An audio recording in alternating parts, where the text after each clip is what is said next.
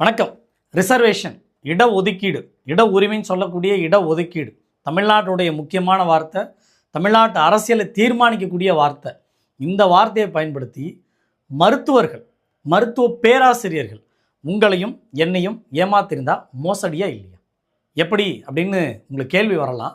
நம்மளை மட்டுமே இல்லை, இதற்கு முன்பாக திமுக ஆட்சியில் இருந்த அமைச்சர் மா சுப்பிரமணியன் அவர்களையும், அதற்கு முன்பு அதிமுக ஆட்சியில் இருந்த சி விஜயபாஸ்கர் மருத்துவத்துறை அமைச்சர் அவர்களையும் ஏமாத்திட்டாங்கன்னு சொல்கிறதா, இல்லை ஏமாந்துட்டாங்கன்னு சொல்கிறதா, இல்லை வேடிக்கை மட்டும்தான் பார்த்தாங்கன்னு சொல்கிறதா? ஒருத்தர் ரெண்டு பேர் இல்லைங்க, 229 மருத்துவர்கள் அரசு மருத்துவக் கல்லூரிகளில் பிஜி படித்தவங்க, இந்த ரிசர்வேஷனில் வந்தவங்க இங்கே ஹாஸ்பிட்டலில் ஒர்க் பண்ணியிருக்கணும். எங்கே?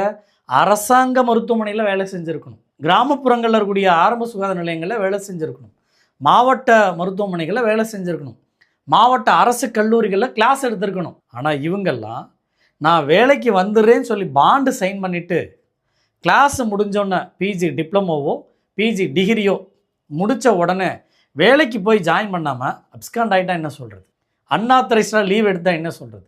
இதை தான் நம்ம ஆர்டிஐயில் வாங்கியிருக்கோம். அந்த தரவுகளை தான் நம்ம பார்க்க போகிறோம். ஜிஓ 462 7/11/2020 அந்த அரசாணை நீங்களுமே பார்க்க முடியும். The 50% of seats were available for open quota for two, which both service and non-service candidates were eligible for selection on the basis of merit. 50% of seats in each of the specialty were allocated exclusively to service candidates. அதாவது இந்த 50% இடஒதுக்கீடு service கேண்டிடேட்னா மருத்துவத்துறையில் அரசு மருத்துவமனைகளில் வேலை செய்யக்கூடியவர்களுக்காக நேரடியாக கொடுக்கப்படுது. அதில் மார்க்கு, நீட்டுக்கான மார்க்கெல்லாம் கூடுதலாக அதில் கொடுப்பாங்கன்னு வச்சுக்கோங்க. அது போல் நிறைய வகைகள் இருக்குது. அரசு மருத்துவமனைகளில் வேலை செய்கிறவங்களுக்கு இது ஏன் கொடுக்கப்படுது அப்படின்னா, உயர் சிறப்பு மருத்துவத்தை படிக்கிறதுக்காக. படிச்சுட்டு யாருக்கு வேலை செய்யணும்? நமக்கு தான் வேலை செய்யணும். இந்த கல்லூரிகள் யாரோட கட்டமைப்பில் உருவாக்கப்பட்டது? மருத்துவக் கல்லூரிகள், அரசு மருத்துவமனைகள், மருத்துவக் கல்லூரிகள் உங்களோட என்னோட பணத்தில் கட்டமைக்கப்பட்டது. ஒரு 20 லட்ச ரூபா பாண்டு, 40 லட்ச ரூபா பாண்டு அக்ரிமெண்ட்டில் அவங்கள பிஜியில் சேர்த்துப்பாங்க. சேர்த்து முடித்ததும் உங்களுக்கு கண்டிஷன் என்ன அப்படின்னா, நான் சர்வீஸ் அப்படின்னு சொல்லக்கூடியவங்க அந்த கோர்ஸ் முடிஞ்ச 3 வருடத்துக்குள்ளே 2 வருஷம் அரசாங்க கட்டமைப்பில், மருத்துவ கட்டமைப்பில் வேலை செய்யணும். மருத்துவமனைகளில், மருத்துவக் கல்லூரிகளில் வேலை செய்யணும். சர்வீஸ் அப்படின்றவங்க முடித்த உடனடியாக அரசு மருத்துவராக, மருத்துவ பேராசிரியராக ஜாயின் பண்ணணும். இதுதான் அதனுடைய கண்டிஷன். ஆனால் இங்கே நிறைய பேர் இந்த பாண்டை சைன் பண்ணி அக்ரிமெண்ட் அடிப்படையில் பிஜி சேர்ந்துடுறாங்க, ரிசர்வேஷனை பயன்படுத்தி சேர்ந்துடுறாங்க, பிஜி டிப்ளமோ சேர்ந்துடுறாங்க, பிஜி டிகிரி சேர்ந்துடுறாங்க. சேர்ந்து முடித்ததும் இதில் இன்னொரு கொடுமை என்னென்னா, இவங்க படிக்கும்போதே அவங்களுக்கு சேலரி உண்டு, டிஏ உண்டு, இதெல்லாம் கொடுத்து தான் அவங்கள படிக்க வைக்கிறோம். எதற்காக? நம்மளோட கூட பிறந்தவங்கள மருத்துவத்தில் உயர் சிறப்பு மருத்துவங்கள் ஏதாவது தேவைப்பட்டுச்சுன்னா சரி பண்ண முடியும். உதாரணத்துக்கு ஒரு விபத்து நடக்குது, நரம்பு சம்பந்தமான ஒரு ஸ்பெஷலிஸ்ட் தேவைப்படுறாங்க அப்படின்னா அவங்க இந்த பிஜியிலேருந்து தான் தயாராவாங்க. அப்போ அரசு மருத்துவமனையில் பேசிக்காக எம்பிபிஎஸ் முடித்தவங்க இந்த பிஜி கோர்சஸ் படித்து அதில் சிறப்பு நிலை வாய்ந்து ஒரு விபத்தில் அடிபட்டவரை காப்பாற்ற முடியும். வேறு ஏதாவது டெலிவரி அப்போ ஒரு பெரிய காம்ப்ளிகேஷன் இருக்குது, அப்போ இந்த எக்ஸ்பர்டைஸ் பண்ணக்கூடிய அந்த படிப்பு தான் காப்பாற்றும். இது அரசு கட்டமைப்பில் விலை இல்லாமல் எல்லாருக்குமே கிடைக்கணும், எல்லாருக்கும் தரமாக கிடைக்கணும். அதை உறுதிப்படுத்துறதுக்காக தான் இந்த ரிசர்வேஷன் கோட்டா பயன்படுத்தப்படுது. இந்த ரிசர்வேஷன் சிஸ்டமே இதில் இருக்குது. ஆனால் இதை பயன்படுத்திக்கிட்டு நிறைய பேர் படித்து முடிச்சுட்டு வேலைக்கு போய் ஜாயின் பண்ணுறதில்ல. வேலைக்குன்னா எங்கே? அரசு மருத்துவமனைகளில், அரசு கல்லூரிகளில் சேரவே இல்லை. அந்த நாள் முதல் முடித்த உடனே சில பேர் வெளிநாடு போயிருக்காங்களாம், சில பேர் ப்ரைவேட் ஹாஸ்பிட்டலில் பணிபுரியறதாகவும் நம்ம கேள்விப்படுறோம். தென்காசியில் ஒரு ஹாஸ்பிட்டலில் ஒர்க் பண்ணக்கூடியவங்க, அரசு மருத்துவமனையில் ஒர்க் பண்ணக்கூடியவங்க ஆப்போசிட்லேயே ஸ்கேன் சென்டர் வச்சுருக்காங்க. நீங்கள் செய்திகளில் பார்த்துருப்பீங்க.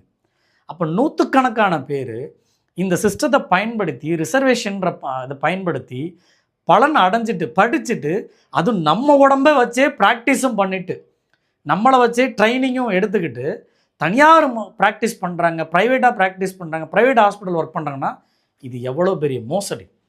அரசோட போட்ட புரிந்துணர்வு அக்ரிமெண்ட்டை நீங்கள் மீறுறீங்களா இல்லையா? அரசு அவங்க மீது நடவடிக்கை எடுத்துருக்கணுமா இல்லையா? ஒருத்தர் 2 பேரில் ஆர்டிஐ மூலியமாக தமிழ்நாடு முழுவதும் 28 மாவட்டங்களில் 229 பேராசிரியர்கள், யார்? மருத்துவ பேராசிரியர்கள், மருத்துவர்கள் பட்டியலை தொகுத்துருக்கும். இந்த பட்டியலை தான் இப்போ நீங்கள் பார்க்க போகிறீங்க. மாவட்ட வாரியாக வெளியிடுறோம். இந்த கோட்டாவில் வந்து அரசு மருத்துவமனைகளில் மருத்துவக் கல்லூரிகளில் வேலை செய்யாமல் அப்ஸ்காண்ட் ஆயிடுறாங்க. சில பேருக்கு உண்மையாகவே ஜெனியூனான நியாயமான ரீசனே இருக்கலாம். அதில் ஒருத்தர் 2 பேர் போகலாங்க. 200 பேர் எப்படி வெளில போக முடியும்? நமக்கு தெரிஞ்ச வரைக்கும் இது 1000 இருக்கலாம் அப்படின்னு சொல்லப்படுது. அது விசாரிக்கப்படணும். இந்த தொடர்ந்து இந்த ப்ராக்டிஸ் நடக்குது. அதாவது அரசு மருத்துவமனைகளில் வேலை செய்கிறேன் அப்படின்னு அக்ரிமெண்ட் போட்டுட்டு அரசு மருத்துவக் கல்லூரியில் ரிசர்வேஷனில் சேர்ந்துட்டு அந்த படிப்பு முடிஞ்ச உடனே அரசு மருத்துவக் கல்லூரிக்கோ மருத்துவமனைக்கோ வராமல் தனியாருக்கு வெளியில் போயிடுறாங்க, வேறு காரணங்களுக்காக போயிடுறாங்க, இங்கே அப்ஸ்காண்ட் ஆயிடுறாங்க அப்படின்ற தொடர்ந்து நடக்கிறது. எங்கன்னா 2012 ஒரு அறிவிப்பு வெளியிடுறாங்க. இது தொடர்ந்து நடக்குது. அவங்க சேர்ந்துருக்காங்கன்னா அவங்களுக்கு சில கண்டிஷன் இருக்குது. அவங்க 2 மாதங்கள் தொடர்ந்து வரலை, 1 வாரத்தில் வரலை அப்படின்னா அதுக்கு மெமோ கொடுக்கணும். 2 மாதங்களில் வரலைன்னா 18(1) அவங்க சம்மன் சர்வ் பண்ண சொல்கிறாங்க. 3 முறை அவங்களுக்கு கடிதங்கள் அனுப்பணும்னு இருக்குது. அதுக்கு வேறு நடைமுறைகள் அதில் கொடுக்கப்பட்டிருக்கு. இந்த நடைமுறைகளை நீங்கள் பார்க்கலாம்.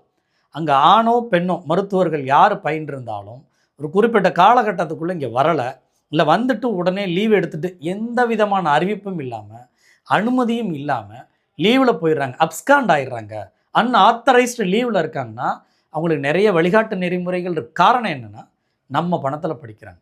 இப்போ நமக்கு சேவை செய்யாமல் எங்கே போகிறாங்க அப்படின்னா அரசே கேட்க சொல்லியிருக்கு. அதுக்கு ஃபுல் ரைட்ஸ் டிஎம்இக்கு இருக்குது, டிபார்ட்மெண்ட் ஆஃப் மெடிக்கல் எஜுகேஷனுக்கு இருக்குது. 2012 ஒரு சர்க்குலர் கொடுக்குறாங்க. இதுபோல் அன்ஆத்தரைஸ்டாக இருக்கிறவங்களுக்குலாம் நடைமுறைகளை கடைபிடிங்க. அவங்க வரலை, அவங்களுக்கு 3 சம்மன் அனுப்புங்க, 3 கடிதங்கள் அனுப்புங்க.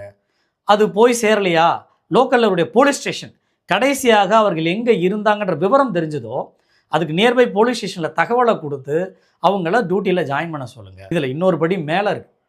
ஒருவேளை அவங்க பாஸ்போர்ட் இருக்குமானால் பாஸ்போர்ட்டை முடக்கிறதுக்கான அதிகாரம் டிஎம்இக்கு இருக்குது. இந்த மருத்துவர்கள் மருத்துவ கட்டமைப்பை, அரசாங்கத்தை, அமைச்சரை, உங்களை என்ன ஏமாற்றிட்டு போகிறாங்கன்னு தெரிஞ்சதுன்னா அவங்க பாஸ்போர்ட்டை முடக்க முடியும். அதுக்கான அதிகாரமும் இருக்குது. அந்த அறிவிப்பு 2012 கொடுக்கப்படுது. அதற்கு பிறகு எந்த நடவடிக்கையும் இல்லை. அதனுடைய தொடர்ச்சியாக 2019 அறிவிப்பு வெளியிடப்படுது. இதுபோல் அன்ஆத்தரைஸ்ட் லீவில் இருக்கக்கூடிய, நெடுநாள் எந்த அனுமதியும் இல்லாமல் விடுப்பில் இருக்கக்கூடிய அப்ஸ்காண்டான மருத்துவர்கள் விவரங்களை கலெக்ட் பண்ணுங்கள், மருத்துவ பேராசிரியர் விவரங்களை கலெக்ட் பண்ணுங்கள், அதுக்கு உரிய நடவடிக்கை எடுங்க. கடைசியாக படிக்கிறேன் பாருங்கள். 3 மாதத்திற்குள் 3 குறிப்பாணைகள் கொடுத்து 18C நடவடிக்கை எடுத்து